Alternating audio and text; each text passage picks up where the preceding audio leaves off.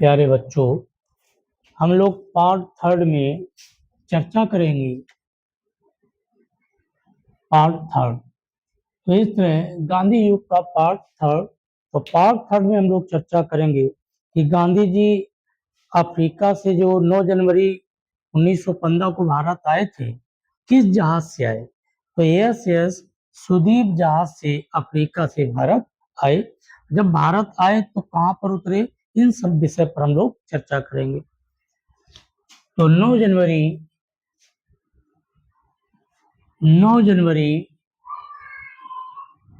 1915 को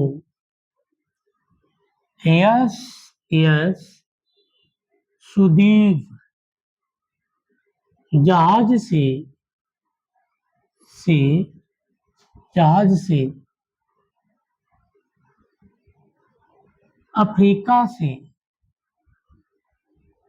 भारत आए। तो जब भारत आए तो कहाँ उतरे, भारत में मुंबई के अपोलो बंदरगाह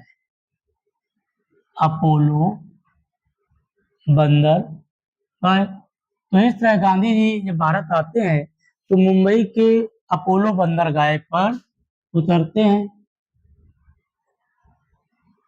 और जब उतरे तो इनका स्वागत कहाँ किया गया। तो गांधी जी का स्वागत मुंबई के जहांगीर पेटेंट के भवन में स्वागत किया गया। गांधी जी को जहांगीर पेटेंट के भवन में स्वागत किया गया। तो इस तरह गांधी जी के स्वागत कहाँ किया गया, तो जहांगीर पेटेंट के भवन में स्वागत किया गया। यहाँ इनको स्वागत किया जा रहा है।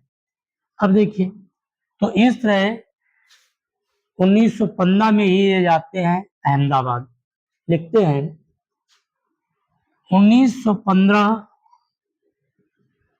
में जैसे आए वैसे अहमदाबाद पहुंचे।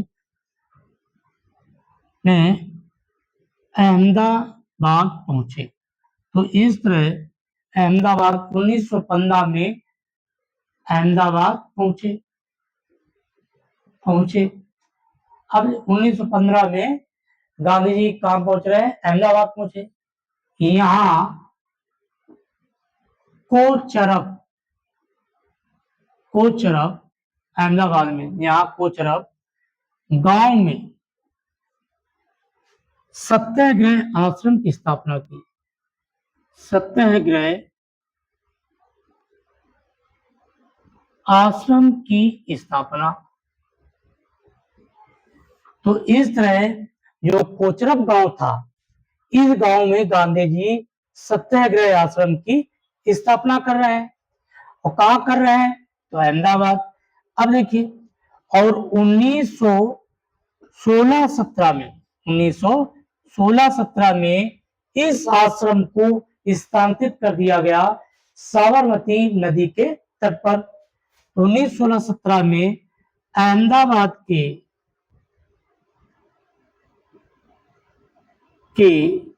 साबरमती नदी के तट पर साबरमती आश्रम के नाम से स्थानांतरित कर दिया गया। तो इस तरह सत्याग्रह आश्रम का नाम पड़ गया साबरमती आश्रम। तो देखिए, सबसे पहले हम बात करें कि जब इन्होंने आश्रम की स्थापना की तो किस नाम से किया था, तो सत्याग्रह आश्रम। और वो भी कब, तो 1915 में कोचरब गांव में। इस आश्रम को स्थानांतरित किया गया है अहमदाबाद के साबरमती नदी के तट पर, और तब इसका नाम पड़ा साबरमती आश्रम। तो यह तो हम सत्याग्रह आश्रम कहते हैं, या साबरमती आश्रम कह दें।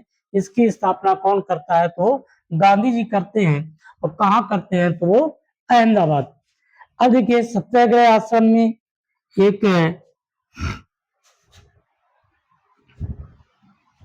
इस आश्रम में नाम रखा साबरमती आश्रम। साबरमती आश्रम। तो देखिए इसमें आश्रम में हृदय कुंज कुटिया थी। हृदय कुंज कुटिया। हृदय कुंज कुटिया में गांधी जी रुकते थे। गांधी जी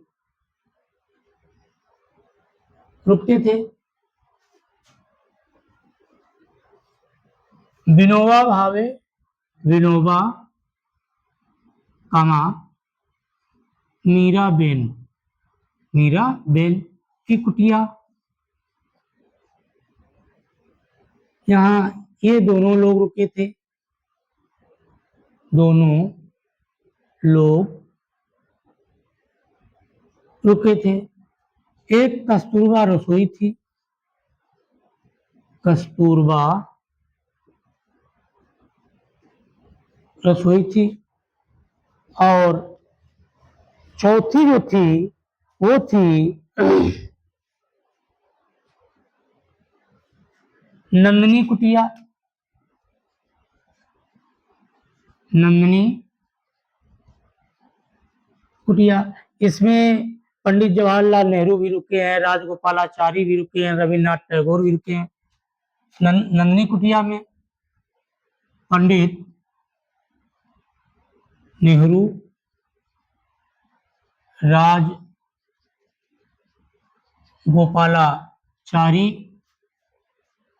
रविन्द्रनाथ टैगोर आदि। ये अतिथि गृह टाइप का था। जो नंदनी कुटिया थी अतिथि गृह। अतिथि जो भी अतिथि आते थे यहीं रुकते थे। और ऐसे में थे पंडित जवाहरलाल नेहरू, राजगोपालाचारी और रविन्द्रनाथ टैगोर। राजगोपालाचारी जो थी गांधी जी के समधी थे। के समधी। इनका बेटा जो देवदास था, देवदास का विवाह राजगोपालाचारी की पुत्री से हुआ था। तो गांधी जी के समधी थे। तो इस तरह सारा आश्रम में ये कुटियां थी।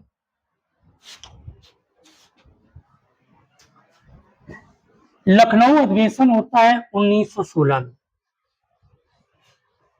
तो जब लखनऊ अधिवेशन होता है 1916 में, जिसकी अध्यक्षता किए थे अंबिका चरण मजूमदार, इस अधिवेशन में गांधी जी पहुंचे थे।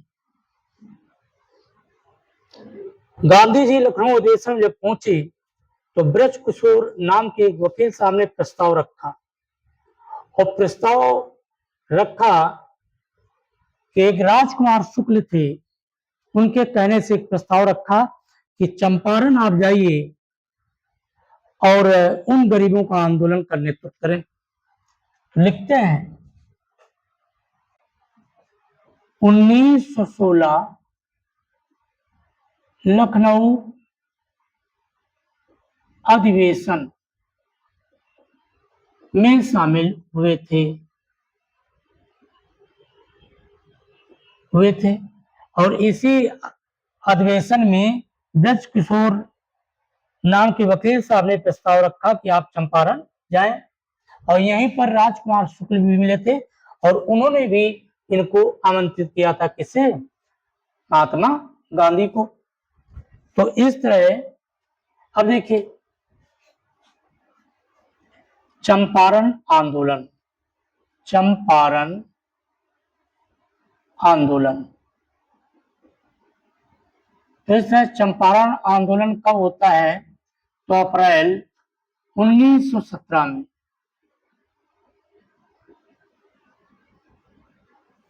चंपारण कहाँ है? तो उत्तर बिहार।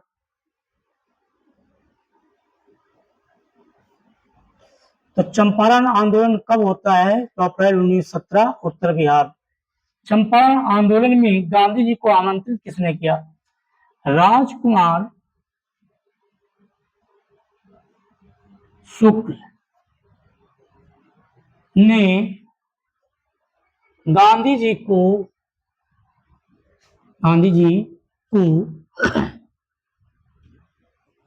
चंपारण आमंत्रित किया।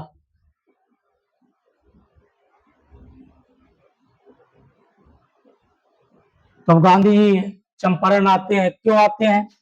कि अंग्रेज लोग जबरदस्ती 3/20 भाग पर नील की खेती करवाते थे।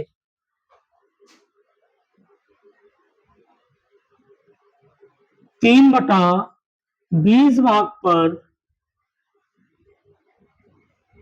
नील की खेती करवाना, यही विरोध था कि जबरदस्ती अंग्रेज लोग 3/20 भाग पर नील की खेती करवा रहे हैं, आप आइए और चंपारण का नेतृत्व करें। तो इस तरह गांधी जी चंपारण पहुंचते हैं और इसका विरोध करते हैं, इसका विरोध करते हैं। फिर उस समय जर्मनी से एक ऐसा रंग आया कि इस नील की खेती जो है वो फीकी पड़ गई। जर्मनी के रंग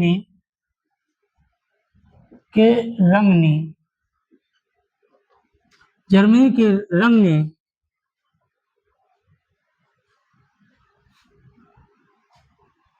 इसे समाप्त कर दिया।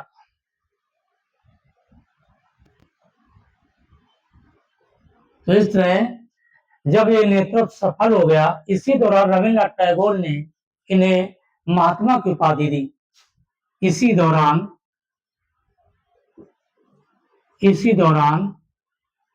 रविन्द्रनाथ टैगोर ने गांधी जी को महात्मा की उपाधि दी।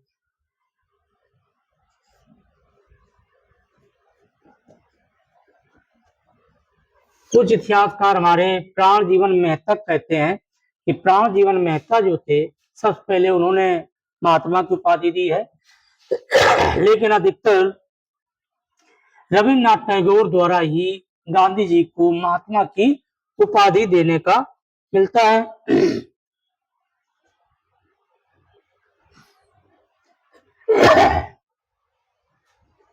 गांधी जी का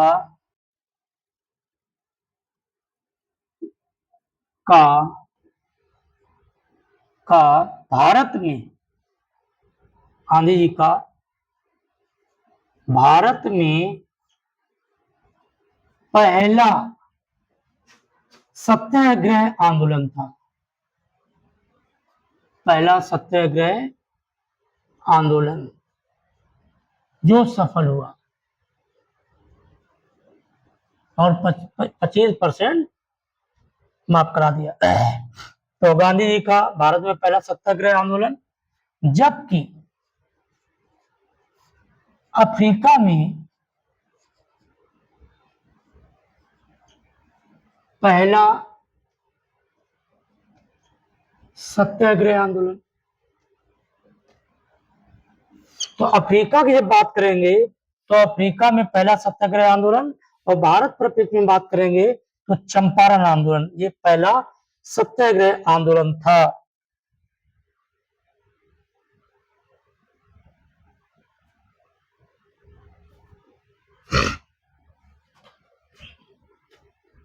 नोट, दीनबंधु एंड्रूज गांधी से मिलने आए थे, से मिलने आए थे। तो इस तरह इसी आंदोलन के दौरान गांधी से मिलने आए, और वो कौन आंदोलन था? तो चंपारण सत्याग्रह आंदोलन था। अहमदाबाद मिल मजदूर आंदोलन,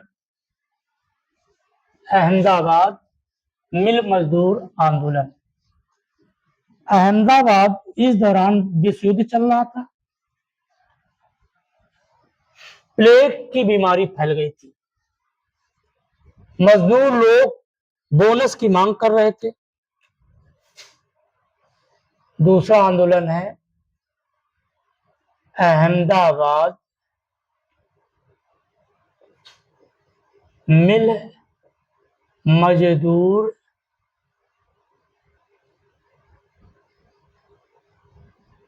आंदोलन। तो अहमदाबाद मिल मजदूर आंदोलन कब होता है? तो ये होता है 1918 में। मजदूर जो है प्लेग बोनस की मांग कर रहे थे, प्लेग बोनस, प्लेग बोनस 35% की मांग कर रहे थे। मालिक कह रहे थे आपको 20% देंगे और नहीं तो आपको नौकरी से निकाल देंगे। लेकिन अहमदाबाद में इन मजदूरों का नेतृत्व कौन करे? तो इस तरह मजदूर लोग सब एकत्रित हुए और गांधी जी को आमंत्रित किया। इस आंदोलन का नेतृत्व, इस आंदोलन का नेतृत्व गांधी जी एवं अनुसुईयाबेन ने किया। अनुसुईयाबेन और गांधी जी ने इस आंदोलन का नेतृत्व किया। अनुसुईयाबेन के भाई थे अंबालाल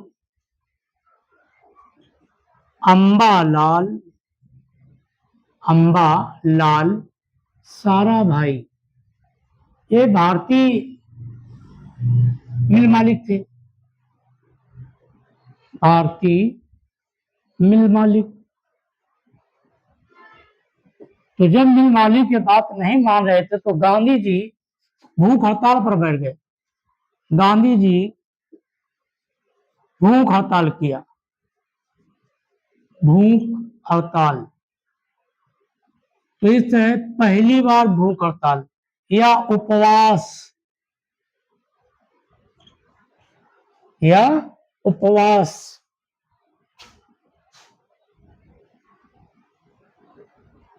तो भूख हड़ताल पर बैठ गए, 21 दिन बैठे रहे।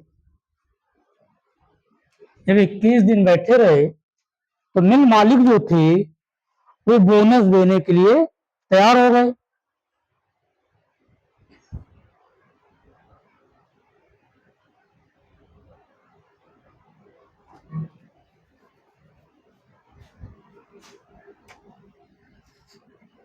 पंच कौन थे? आनंद, ध्रुव, ये पंच थे। तो गांधी जब भूख हड़ताल पर बैठ गए कई दिन में तो मिल मालिक जो थे वो 35% बोनस देने के लिए राजी हो गए। तो इस तरह गांधी जी का आंदोलन सफल,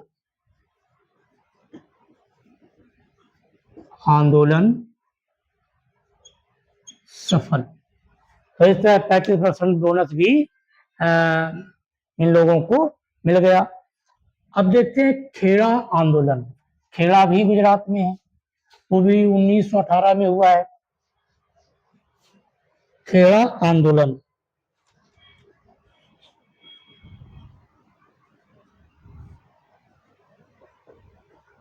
खेड़ा आंदोलन 1918। खेड़ा आंदोलन क्या था? इसमें जो है चूंकि विश्व युद्ध चल रहा था, विश्व युद्ध के दौरान यदि कृषि को अच्छा बनाना है, यदि खाद बीजा नहीं मिला तो फसल का उत्पादन नहीं हो सकता है। तो किसान लगान न देने की मांग कर रहे थे। खेड़ा आंदोलन किसान लगान न देने की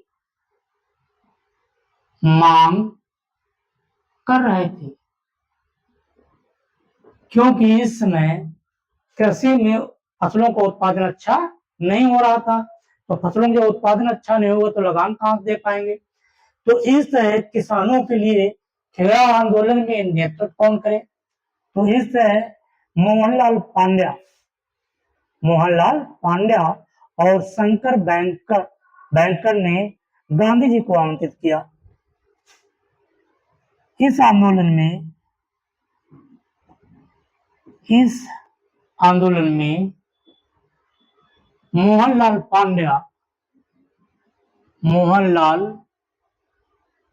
पांड्या एवं शंकर बैंकर ने गांधी जी को आमंत्रित किया। गांधी जी को आमंत्रित किया। तो इस तरह गांधी जी पहुंचते हैं, आमंत्रित किया। तो गांधी जी एवं विट्ठल भाई पटेल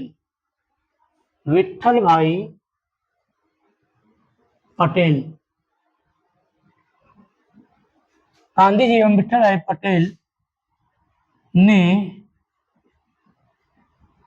नेतृत्व किया। अब जो है अकाल संहिता की दृष्टि से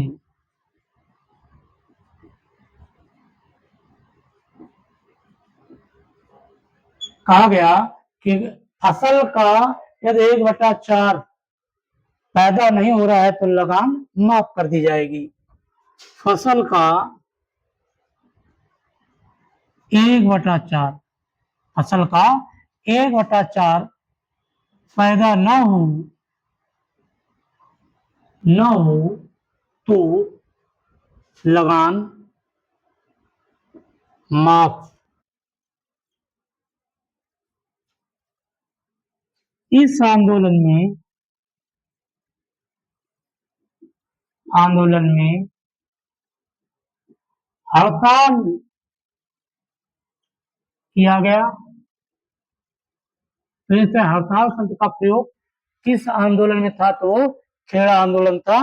और यह किसान आंदोलन भी कहलाता है, किसान आंदोलन। तो इस आंदोलन को हम किसान आंदोलन भी कह सकते हैं।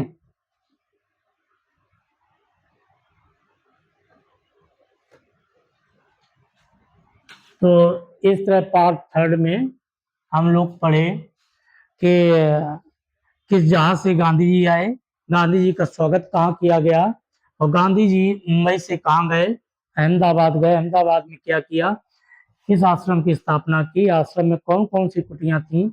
उसके बाद चंपारण आंदोलन 1917, अहमदाबाद मिल मजदूर आंदोलन 1918 और खेड़ा आंदोलन 1918। इन आंदोलनों का नेतृत्व कौन किया, तो गांधी जी ने किया। अगले पार्ट में हम लोग पढ़ेंगे गांधी जी का अगला भाग।